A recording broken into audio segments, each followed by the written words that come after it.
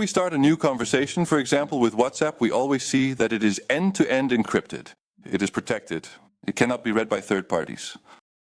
The reason for this, or the reason why we are able to do this, is because a group of mathematicians in the 19th century enjoyed playing and experimenting with prime numbers and their properties. It served no purpose. They simply enjoyed thinking about prime numbers.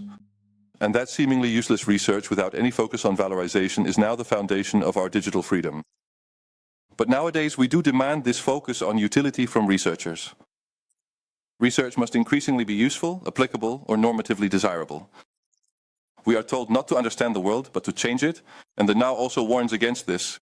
The balance between, on the one hand, independence and on the other, social responsibility has tipped too far. Accountability, valorization, impact, strategic relevance, these elements are now central. Does the minister acknowledge that this balance has been lost, as the law claims? And if not, why would she deviate from this assessment? Science is increasingly being funded based on themes, missions, and political priorities. What does it yield? And for whom?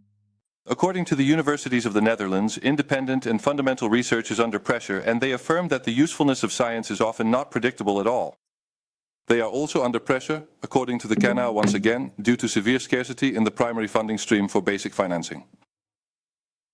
As a result, scientists have become far too dependent on competitive project funding. Can the minister clarify how much of the university's basic funding is actually spent on conducting research, and how much of that is freely available for independent research? At organizations like NWO, the balance has now tipped. Roughly twice as much is spent on strategic and thematic research as on free, independent research. On top of that, the chances of success are low, and social relevance is often a requirement for allocation. Does the minister acknowledge, in line with the law, that this approach of competition, low success rates, and emphasis on impact increases publication pressure and thematic steering? And if so, what concrete steps is he willing to take to create more space for free and independent research? This could help solve part of the problem, namely allowing independence and originality to flourish again. But that's not the whole story. Research by Professor Mark Bovens, affiliated with Utrecht University, shows that the academic world is currently extremely homogeneous. In the past, for example, we had the Catholic University of Nijmegen, the Socialist UVA, the Protestant VU in Amsterdam, or the Classical Humanist University in Leiden. Universities used to differ from one another. Nowadays, academics mostly move in the same circles.